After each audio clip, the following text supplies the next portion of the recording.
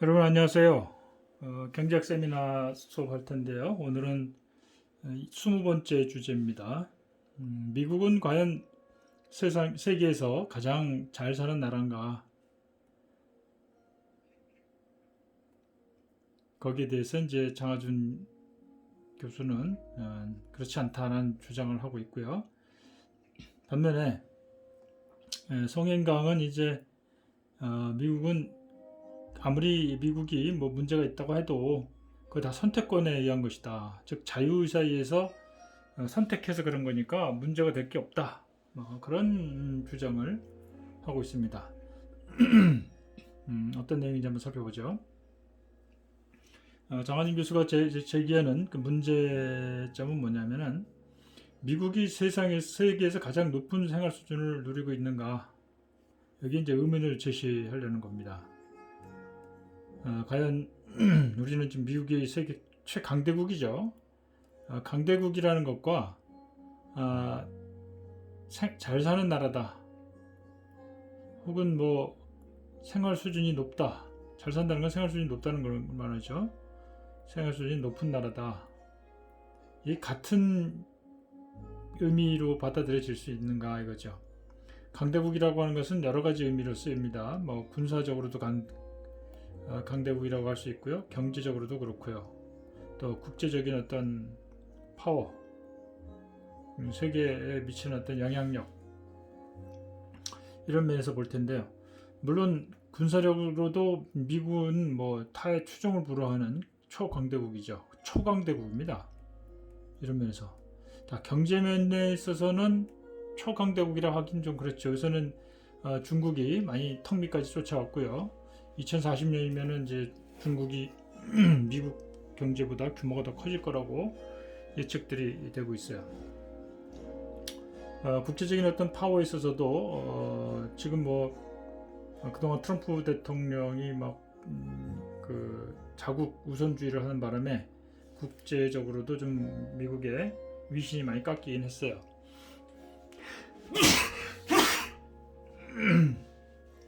미안합니다. 그런데 이제 생활 수준 면에서 살펴보면은 한번 생각해 따져볼 문제가 있다는 것이죠. 자, 뭔가 볼까요? 시장 환율로 적용할 때 이제 우리가 이제 국민소득 얘기를 하잖아요. 근데 시장 환율로 보통 얘기를 합니다. 1인당 국민소득이 미국보다 높은 나라가 몇 나라가 있지만, 그죠? 한 세계에 한 뭐 6위 정도 되는 것 같아요. 1인당 소득이 높은 나라도 있지만 시장 환율로 적용할 때 그렇습니다. 구매력 수준에서는 세계 최고 수준이다. 세계 한 2위, 3위 뭐 이렇게 가는 나라예요. 근데 시장 환율로 적용한 국민소득과 구매력으로 정의한 국민소득 어떻게 다른지 뒤에 살펴볼 거고요. 자, 이처럼 미국이 세계적으로 가장 높은 생활 수준의 뭐 구매력이 최고 수준을 가질 수 있는 그 이유를 이제 자유시장 경제학자들은 이렇게 주장하죠. 미국이 자유시장 경제 시스템을 가장 잘 구현하고 있다. 그렇기 때문에 미국이 잘 사는 거다. 그러므로 우리나라도 자유시장 경제 시스템을 더욱 확고하게 하자. 자유시장 경제 시스템을 확고하게 한다는 얘기는 정부의 역할을 줄여라. 이 얘기는 세금을 낮추고 복지도 낮추고 기업의 인센티브를 높여주고 뭐 시장의 자유를 높여주고 뭐 이런 얘기를 하는 것의 연장선상에 있는 겁니다. 자, 여러분들이 지금까지 이 수업을 들으면서 여러 가지 주제들에 대한 논쟁을 보면서 결국 자유시장과 자유시장주의자들의 주장하고 정부의 역할을 중요시하는 그 주장 간의 어떤 그 대립이라고 볼 수 있어요. 물론 그렇다고 해서 정부가 무조건 잘한다는 뜻은 아닙니다. 그러나 자유시장을 뭐 기업에게 자유롭게만 맡겨두게 되면은 더 큰 혼란과 또 장기적으로 볼 때 치명적인 결과를 가져올 수 있다는 점들을 우리가 경계를 해야 된다는 측면에서 이런 부분들을 계속해서 이제 문제적 주장으로 제기를 하는 겁니다. 자, 이러한 그 자유시장 경제학자들의 주장에 대해서 다음과 같은 반론을 제기할 수가 있어요. 평균 소득 면에서, 자, 평균이란 개념을 기억해 두세요. 평균 소득 면에서 구매력이 룩셈부르크를 제외한 여타 선진국에 비해서 미국이 최고인 거 맞다. 그죠? 오케이. 그러나 평균 소득이 높다는 거하고 실제 그 나라 미국의 국민들이 잘 사는 거하고는 또 다른 문제입니다. 왜냐하면 소득 분배가 극도로 불균등해요. 근데 뭐 1년에 막 수억 달러씩 버는 사람이 있는가 하면 1년에 뭐 10,000달러, 20,000달러도 못 버는 사람들이 수두룩하죠. 뭐 수억 달러 버는 사람이 한 10명 있고 10,000달러도 못 버는 사람이 만약에 막 10,000명 있다. 그 평균을 해도 평균치는 꽤 높아져요. 그러나 대부분의 10,000명 중에 9,990명은 굉장히 가난하게 사는데 10명만이 진짜 그 나라 전체의 부의 대부분을 쥐고 있다. 그럼에도 불구하고 그 나라가 잘 살고 있다 얘기할 수 있나요? 평균적인 숫자 면에서는 높은 숫자가 나올 거예요. 그러나 실제 대부분의 사람들이 소득 분배의 불균등으로 인해서 만약에 생활이 어렵다면 분배가 고르게 이루어지고 있는 다른 선진국과 평균 소득만 비교해 가지고는 그 삶의 질을 제대로 평가하기 어렵다는 얘기죠. 퀄리티, 삶의 질. 과연 사람들이 인간답게 또 평범한 생활 수준을 유지할 수 있는 그런 상태가 되느냐. 그걸 평가하는 것은 이 평균 소득만 가지고는 어렵다는 얘기예요. 그 단적인 예가 미국이 이런 구매력이 최고고 시장 환율로 따져도 최고 수준에 달하 있지만 건강 지표나 범죄율 이런 거 보면은 다른 선진국에 비하면 월등히 이게 높아요. 건강 지수는 낮고 범죄율은 매우 높습니다. 그럼 미국이 살만한 나라인가? 한번 우리가 생각하면 의문을 제기할 수밖에 없습니다.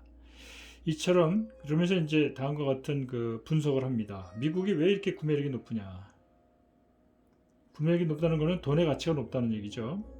그거는 이민이 많다는 겁니다. 외국에서 들어온 이민들이 불법 체류자도 많고요. 그리고 허드렛 일을 하면서 매우 낮은 임금에 그죠? 일을 하고 있어요. 그리고 고용 조건이 열악해도 이 사람들은 그냥 받아들일 수밖에 없어요. 이처럼 이민이 많고 고용 조건이 열악한 덕분에 서비스 가격이 싸죠. 인건비가 싼 거예요. 낮은 인건비입니다. 그러니까 인건비가 낮으니까 돈 가치가 높죠. 조금만 돈 줘도 사람 사서 불러서 쓸 수 있고요. 그러니까 이제 물건값도 싸지고. 또 하나는 이민이 많고 고용 조건이 나쁘다는 거 하나 하고 그 노동 시간이 매우 길다는 겁니다. 동일 근로 시간 기준으로 볼 때 유럽인의 구매력이 더 높아요. 예를 들어서 미국 사람들이 하루에 12시간 일한다. 유럽 시간은 하루에 6시간 일한다. 그래서 12시간 일하는 사람이 예를 들어서 소득이 100인데 6시간 일하는 사람이 예를 들어서 소득이 한 80 정도 된다. 그럼 12시간 일해가지고 20을 더 벌기 위해서 일을 2배를 더 한다. 이게 좀 약간 과장된 얘기긴 하지만은 이것이 현실을 반영하는 측면이 있습니다. 근로시간을 더 많이 2배로 연장해가지고 조금 더 버는 거 그거 하고 조금 덜 벌 때 근로시간을 반으로 줄이고 이런 어느 게 여러분들 더 바람직하겠어요? 자, 이런 의미에서 볼 때 근로시간을 비교해 보면은 동일 근로시간 대비 노동생산성이 유럽이 더 높은 거예요. 그래서 좀 아까 얘기했지만 더 높은 소득이 바람직하냐, 더 많은 여가시간이 바람직하냐. 이거는 일정한 소득, 일정 수준의 소득이 이루어진 후에는 사람들이 더 많은 여가시간을 선호합니다. 왜냐하면 이미 먹고 살 만큼 버는 데다가 조금 더 버는 거는요, 그 추가적인 한계 가치가 별로 높지가 않아요.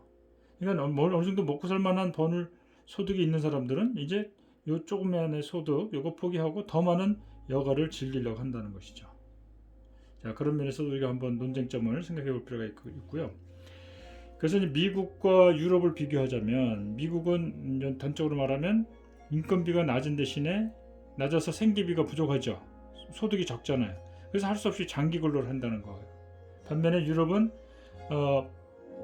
인건비가 높으니까 소득이 높죠. 그죠?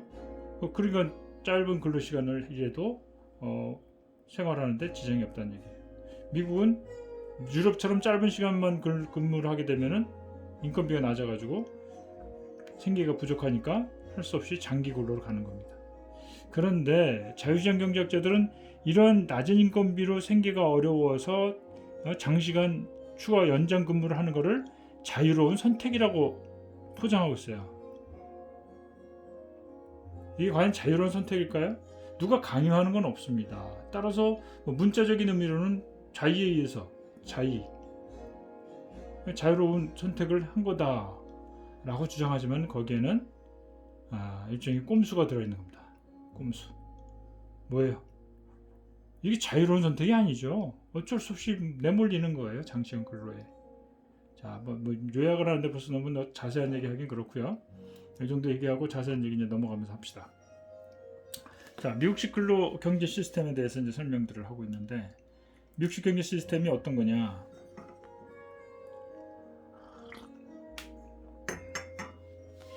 미국식 경제 모델을 찬양하는 사람들, 그 사람들은 이제 기본적으로 미국의 자유기업 시스템, 그리고 무한 경쟁, 그리고 무한 경쟁의 기회가 있고요. 거기에 상응하는 보상 시스템이 있다. 그래서 기업가 정신과 혁신을 우대하는 이상적인 제도다. 그래서 경제 면에서 가장 강력한 경제가 가능해졌다, 이런 얘기를 하죠. 맞습니다.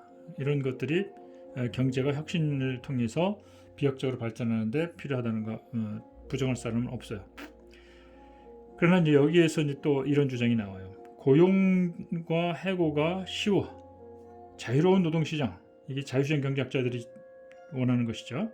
이 덕분에 기업들은 변화하는 시장 여건에 맞춰서 노동자들을 경쟁기업보다 빠르게 재배치할 수 있는 구조.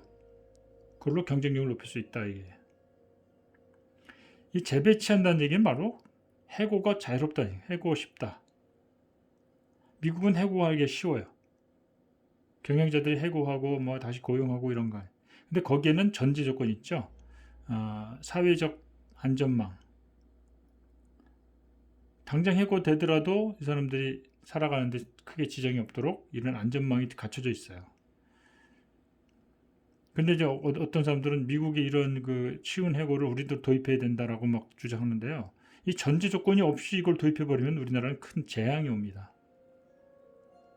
그러니까 이건 조심해야 돼요. 이런 주장하는 사람들의 그 의도를 우리가 한번 다시 살펴볼 필요가 있습니다. 자, 미국이 이렇게 경제적으로 강력해진 이유는 이런 기업가 정신과 혁신을 우대하는 그런 제도, 시스템이 있다는 거, 그거는 인정을 해요. 그러나 쉬운 해고가 가능하기 때문에 기업들이 경쟁력이 높아져서 그렇다 하는 거, 그거는 문제가 좀 있다는 겁니다. 그 다음에 변화에 빨리 적응하는 노동자들에게는 불평등, 자기가 원치 않는 낮은 소득에 그런 불평등이 생긴다 해도 계층 간 이동이 자유로웠어. 아메리칸 드림이 이루어질 수 있는 길이 열려 있다. 기회가 있다는 얘기예요. 기회의 땅이라고 그러잖아요. 기회. 아메리칸 드림에 기회가 있다. 계층 간 이동이 자유롭다. 자유로운 거 맞습니다. 이거 누가 무슨 새로운 일을 하려는데 막을 사람은 없어요. 그러나 시장 진입이 어렵죠. 경제적으로. 그리고 계층 간 이동이 자유롭다고 하는데, 우리 지난 시간에도 공부했지만 미국이야말로 유럽이나 이런 데 비해서 계층 간 이동이 어려운 나라예요. 근데 미국이 이렇게 자유로우니까 아메리칸 드림이 쉽다? 이거는 논리적으로 안 맞죠.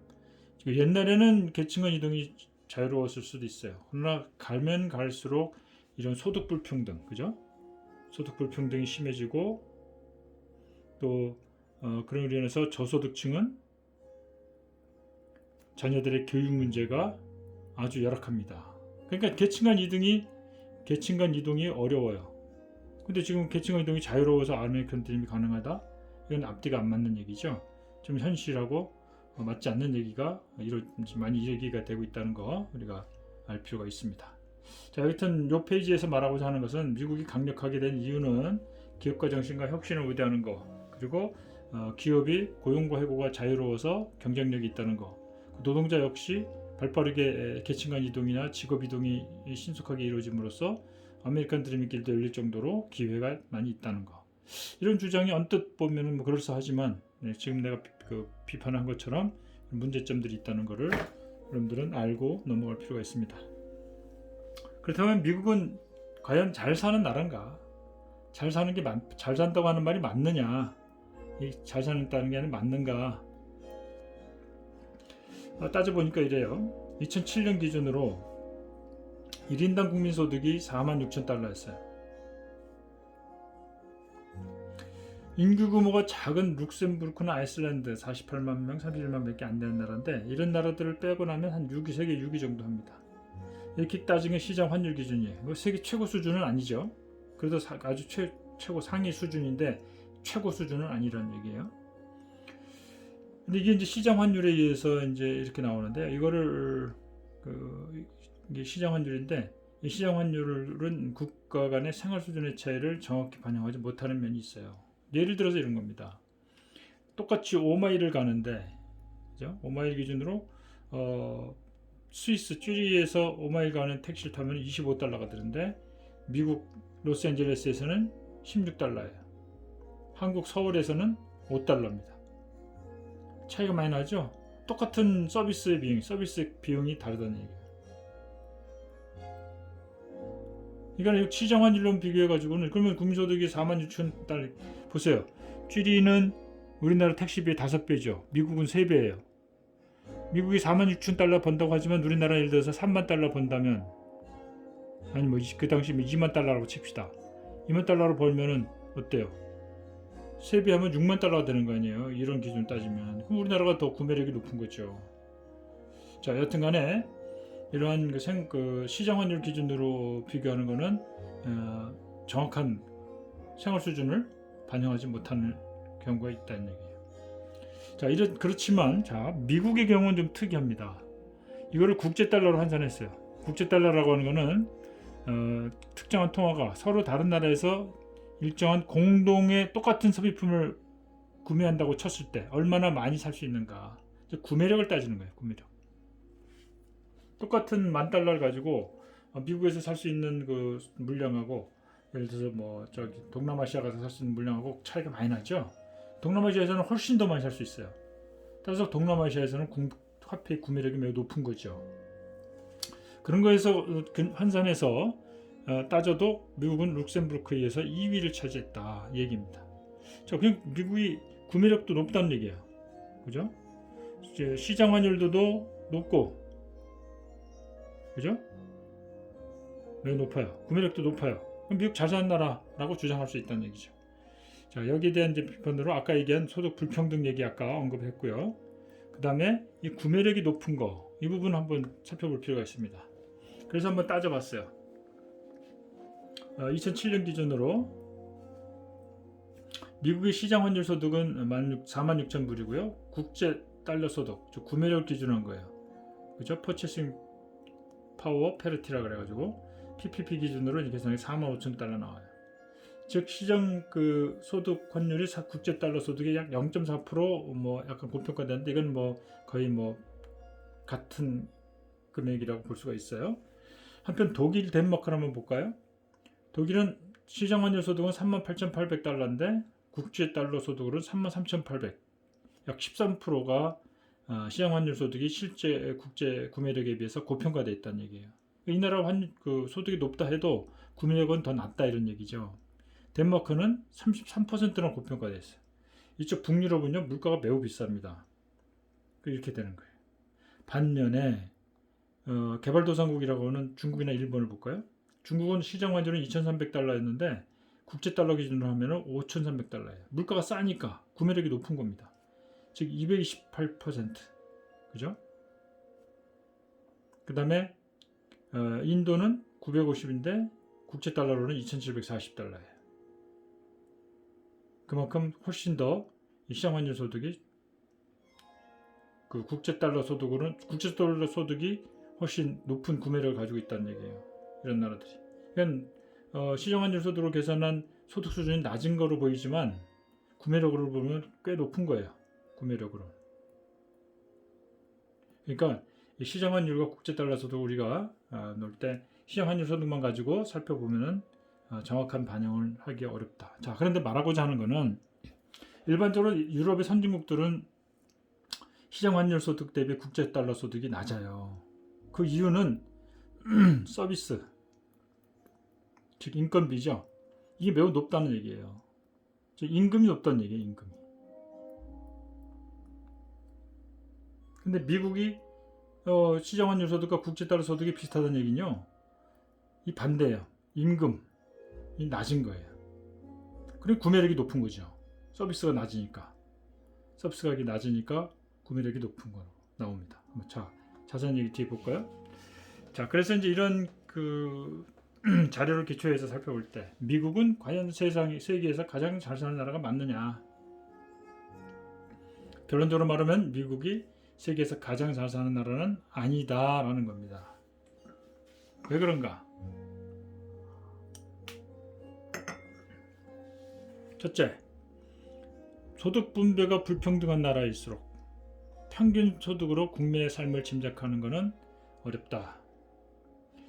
구매력 평가 기준으로 세계 최고 소득을 보였음에도 불구하고 미국의 경우를 보자 이거죠.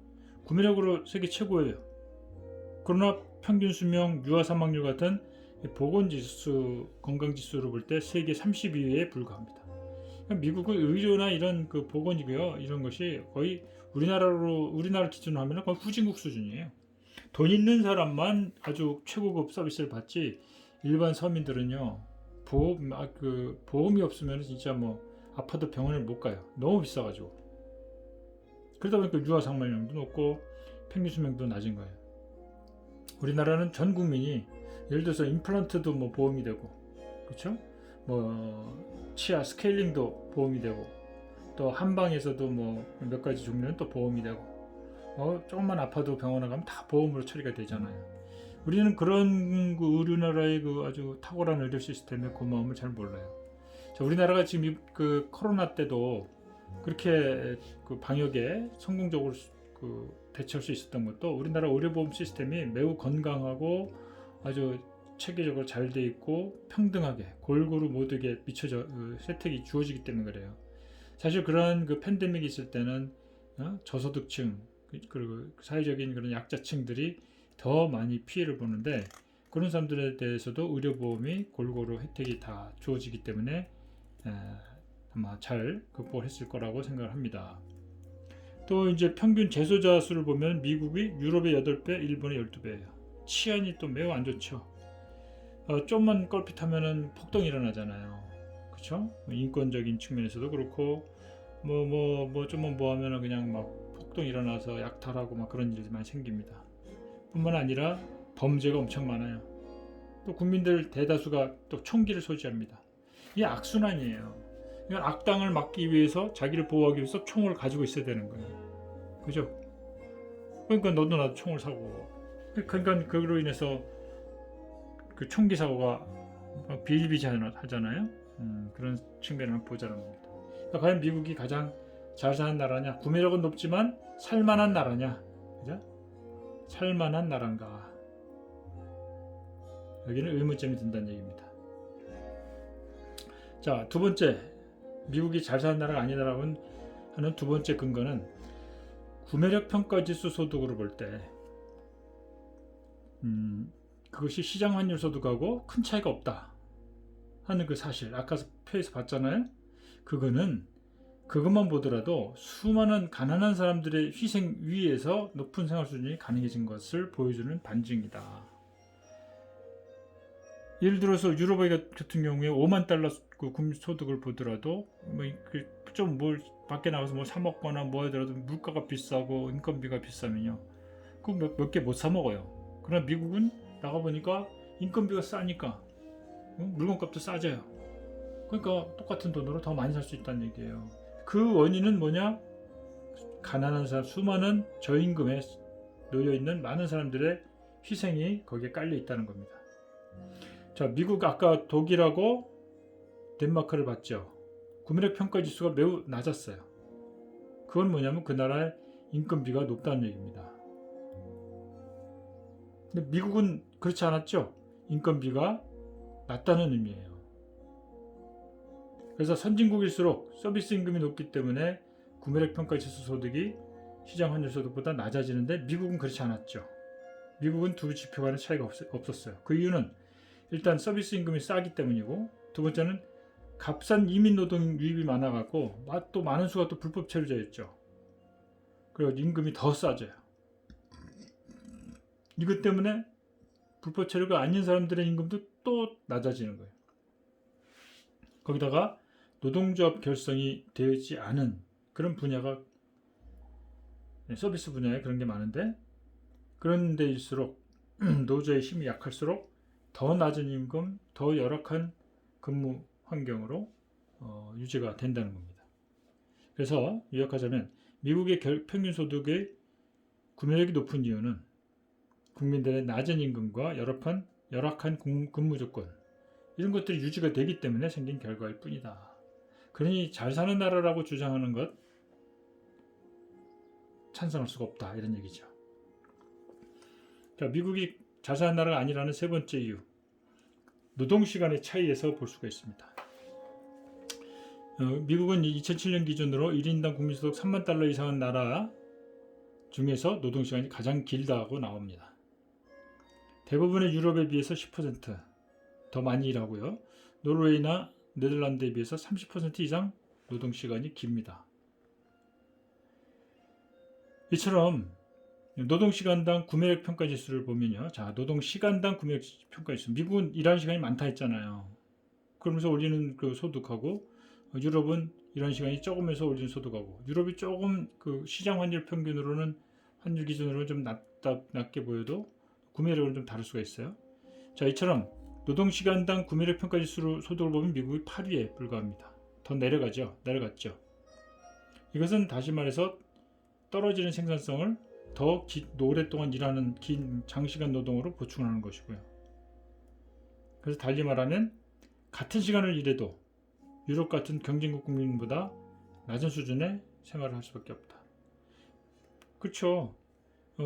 미국이 예를 들어서 뭐 아까 얘기한 12시간 일해서 100달러를 버는 거하고, 유럽은 6시간 일해갖고 80달러를 버는 거하고, 노동시간당 생산성이 다르죠. 12분의 100이잖아요. 얘는 6분의 80이고, 어느 게 더 생산성이 높아요. 그렇죠?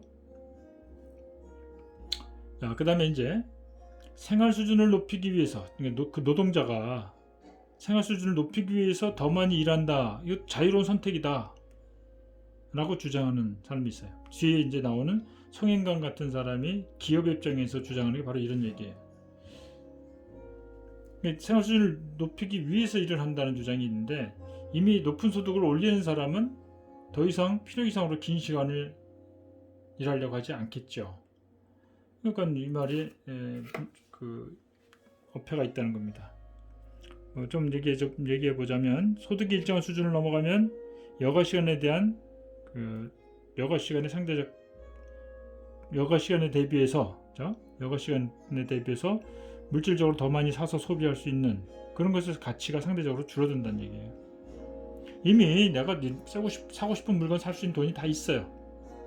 그런데도 불구하고 그런 물건을 다 있으면은 추가로 뭐 더 사봐야 별로 큰 즐거움 많이 못 느끼잖아요.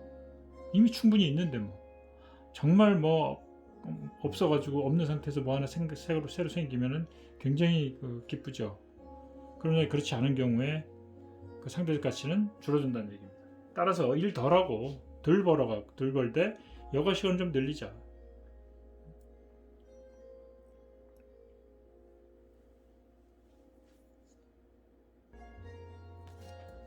그래서 미국의 경우에 생활 수준을 높이기 위해서 더 많이 일한다는 주장하는 게 왜 허구냐 하면은, 이미 일정 수준 넘어간 사람이 굳이 여가 시간을 줄여가면서 일을 더해서 돈을 더 많이 벌고, 그래서 물건을 더 많이 소비할 수 있고, 이런 거 아니란 말이에요. 여가 시간을 줄이면서 일을 더 해봐야 상대적으로 구매력 더 물건을 많이 사는 게 즐거운 것도 아닌데, 이미 다 살 수 있는 능력이 있는 사람이 굳이 너 여가 시간을 줄여갖고 돈을 더 많이 버는 것, 그건 오히려 삶의 질을 더 떨어뜨리는 것 아니냐. 그러니까 이러한 생활 수준을 높이기 위해서 장시간 근로하는 것, 그것이 미국의 경우다라고 주장하는 송행강의 주장이 허구다 이거죠. 또한 비슷한 경제 수준의 다른 나라 사람들보다 더 길게 더 많이 일하는 것, 그것이 자유에 의한 것이냐 아니냐, 내가 진짜 일하고 싶어서 일하는 것이라고 성인강이나 자유시장 경제학자들은 그렇게 주장을 해요. 그 사람들이 원해서 하는 건데 왜 그걸 탓하냐 이거죠. 그러나 이 사람들이 진짜 원해서 하는 것일까요? 물론 자기가 하겠다고 해서 하는 건 맞아요. 그러나 왜 그럴까요? 남들 다 쉬는데 자기는 더 일을 하겠다는 사람들은 다 그만한 이유가 있겠죠. 그렇지 않고서는 생활비를 댈 돈이 없는 거예요. 그렇죠? 예를 들어서 우리나라에 진짜 실직해갖고 일하는 사람들 있잖아요. 낮에는 편의점에서 일하고 밤에는 또 대리기사하고 이렇게 투잡, 쓰리잡 하는 사람들 있잖아요. 배달 일도 하고 이런 사람들이 왜 그렇게 하루에 12시간, 18시간 일을 할까요? 한 가지 일만 해가지고 먹고 살 수가 불가능하기 때문에 그래요. 먹고 사는 게. 근데 그런 사람들이 자기가 스스로 택배사나 아니면은 대리운전 회사에 전화해서 나 일할 거다라고 하는 것, 자기가 스스로 알아서 그렇게 하는 거 맞지요. 그러나 그 사람들이 그렇게 할 수밖에 없는 여건, 한 가지 일만 해가지고 먹고 살 수 없기 때문에 그렇게 하는 거, 그런 장시간 근로에 내몰린다는 표현이 더 맞죠. 내몰린다. 자유롭게 자유의지로 가는 거다 이게 아니라 그쪽으로 내몰린다라고 하는 표현이 더 맞죠. 현실적으로. 노동자에 대한 권리 보호라든지 노동조합의 영향력이 불리한 그런 나라나 그런 회사라면 회사에서 요구하는 그런 열악한 근로 환경을 받아들일 수밖에 없는 겁니다. 일하라고 하면 할 수밖에 없고, 그죠? 초과 근무 수당도 안 주고 너 말 안 들으면 잘린다 그러고. 특히 택배사들 그렇잖아요. 택배 기사들이 그 분류하는 작업이 굉장히 중노동이잖아요. 그걸 택배 기사들한테 다 시켜버려요. 그래서 이제 일부 택배 회사들이 그거를 분류 작업하는 사람들을 더 추가 인원을 배치하겠다고 했는데 알고 보니까 그 비용을 또 택배 기사들한테 떠넘기고 있어요. 자, 우리 이런 의미로 볼 때 기업들을 그렇게 자유롭게 내버려두는 것은 과연 바람직한가 하는데 의문을 가지지 않을 수가 없어요. 자, 넘어갈게요. 자, 그 다음 이제 성인강 얘기를 할게요. 성인강은 바로 아까도 몇 번 지적했지만 소비자들이 선택해서 하는 거다. 장시간 근로하는 거, 그죠? 자기가 원해서 하는 거다. 또 이민자들, 자기 나라보다 더 잘 먹고 잘 살 수 있으니까 이민 와서 싼 노동력에도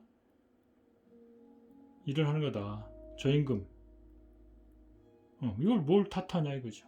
자, 근데 이 사람들의 기본적인 입장은 미리 결론부터 얘기하지만 아주 극단적으로 아주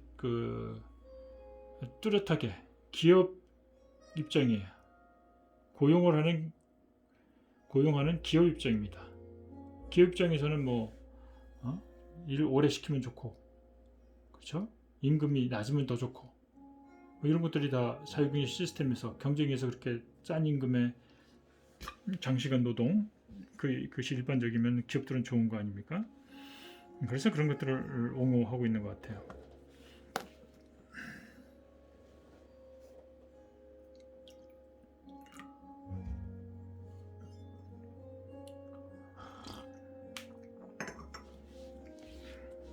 자, 소인강은 그렇게 얘기합니다.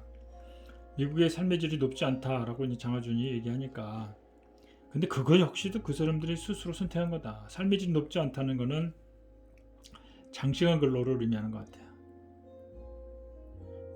그렇죠. 근데 이게 그 사람들의 선택이다. 왜 장시간 근로로 자유로운 선택이라고 하는 게 어폐가 있느냐는 좀 아까 다 얘기했잖아요. 근데 이 사람들은 계속 이런 얘기를 해요. 이민을 온다거나 장시간 근로를 한다는 것은 주어진 생활 환경에서 더 높은 생활 수준, 자기가 할 수 있는 상황에서 최고의 생활 수준을 누리기 위해서 선택하는 거 아니냐. 누구를 거기에 대해서 누구를 거기에 대해서 탓할 거냐 이런 얘기. 이민자들은 자기 나라에서는 꿈도 못 꿀 높은 소득과 높은 생활 수준을 유지하려고 하는 거 아니냐.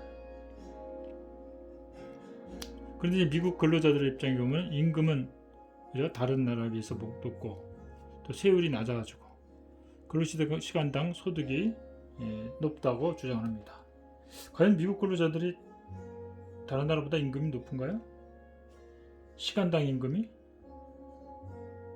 그렇지 않죠. 근데 이 사람들은 또 높다고 주장을 해요. 세율이 낮다? 저소득층에 대해서 조세 혜택이 있는 건 맞아요. 그러나 이거는 이제 유럽 같은 경우에는 세금을 비슷하게 다 내요. 고소득자나 저소득자나. 그러나 그 세금으로 의해서 세금 낸 거 이상으로 저소득자에게 훨씬 더 많이 돌려줍니다. 근데 미국 같은 경우는 혜택이 없어요. 거의. 유럽에 비하면 진짜 매우 적은 거예요. 그런 면에서 볼 때 세율이 낮다고 해서 꼭 좋은 건 아닙니다. 그래서 미국 근로자들은 장시간 근무를 자기가 선택한다 해서 자기의 높은 생활 수준을 올리기 위해서 선택하는 거다. 이런 논리입니다. 자유로운 선택의 결과다. 자, 이게 과연 자유로운 선택의 결과인가 한번 볼까요? 이민 노동자들로 인해서 임금 하락이 이루어지면 국내 근로자 임금 하락도 압박을 받아요. 그래서 실질 임금이 매우 크게 하락하죠. 생활 수준을 누릴 수가 없어요. 그 돈 가지고는. 장시간 근로에 내몰리는 겁니다. 미국에서 한때 한 10여 년 전에 월가를 점령하라 그런 운동이 있었어요. 월가를 점령하라. 99%가 반란을 일으킨다. 왜? 미국의 1%가 부를 다 가지고 있기 때문에 나머지 99%는 먹고 살기 힘들다. 그래서 이제 금융가에 있는 사람들이 돈을 쓸어 담았어요. 월가. 그래서 월가를 점령해가지고 이 시스템을 바꾸자. 이런 운동이 월가를 점령하라는 그런 운동이었는데요. 이때 이제 여기 이 사람들의 99% 사람의 예를 보여주는데 정말 우리가 생각했던 미국인들의 생활 모습하고는 정말 딴판이었어요. 이 사람들은 하루에 막 8시간 일을 해도 그걸 받는 월급 가지고는 집세가 비싸잖아요. 교통비, 또 식대비, 이제 식사비, 이게 다 비싸요. 그러니까 이 사람들 먹는 것도 맨날 햄버거라든지 피자라든지, 미국 사람들은 그런 걸 정크푸드라고 그래요. 그게 몸에 아주 해롭거든요. 젊은 여러분들 같은 경우에는 햄버거, 피자 되게 좋아하잖아요. 미국 사람들이 체형을 한번 보세요. 그럼 그거 생각하면 여러분들 햄버거, 피자 먹기 싫을 겁니다. 가난한 사람들일수록 음식에 대한 신경을 쓸 여유가 없어요. 이건 뭐 패스트푸드로 먹는 거예요. 그 안에 맨 그 비계덩어리가 들어있는 거죠. 치즈 안에도 지방이 엄청 많아요. 피자에 들어가는 치즈에. 그러니까 사람들이 몸 체형이 다이아몬드가 되는 거예요. 이렇게 머리는 요만하고, 그죠? 뭐 배가 이만큼 나오고 히프가 이만큼 크고요. 완전히 다이아몬드 같은 체형이 돼요. 다리는 이렇게 뭐 이래가지고 뭐 거동도 불편하죠. 그죠? 자, 다시 팔 이렇게 있고요. 다리 이렇게 달려 있고. 이런 사람들 내가 좀 희화적으로 그리긴 했지만은 이런 사람들이 막 길거리 나가 보면요, 막 쏟아져 다녀요. 걸어 다니는 것도 힘들어해요.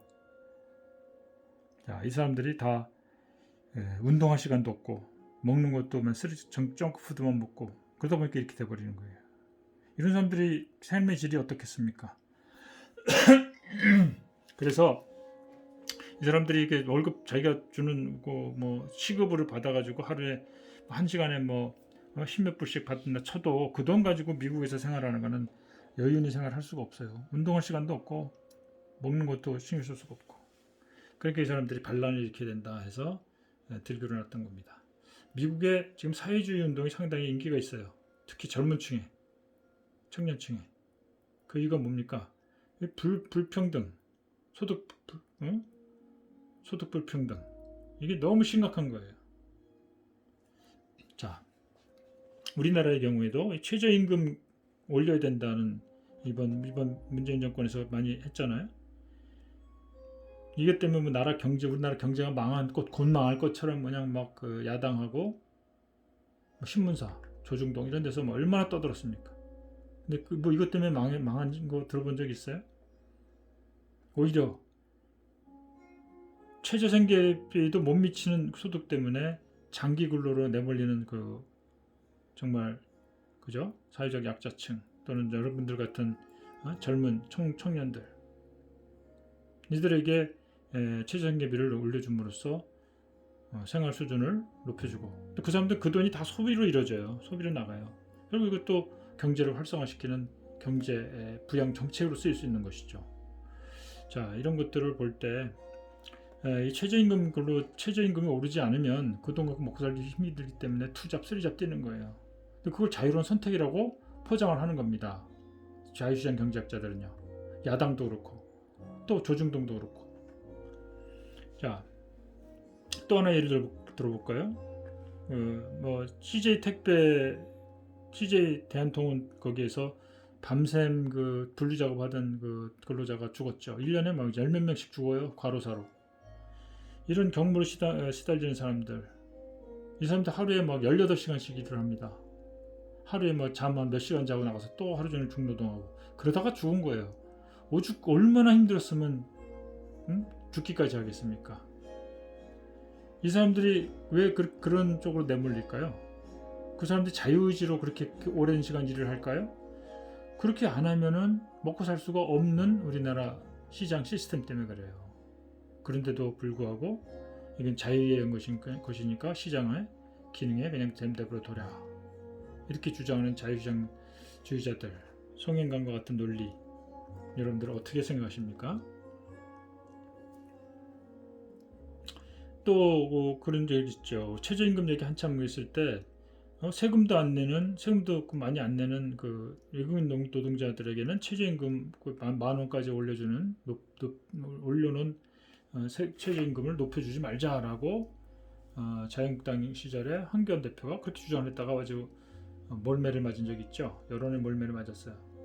말도 안 되는 주장을 했어요. 언뜻 보면은 마치 우리나라 근로자들을 위하는 것 같이 보이지만은 더 해로운 겁니다. 결국 그 피해는 국내 노동자들에게도 가해지는 거예요. 한편 또 외국에 진출한 우리나라 노동자들에게도 차별을 처리하는 것이죠. 자, 시간이 좀 많이 됐기 때문에 이번 시간은 여기까지 하고요. 다음 시간에 이어서 설명할게요.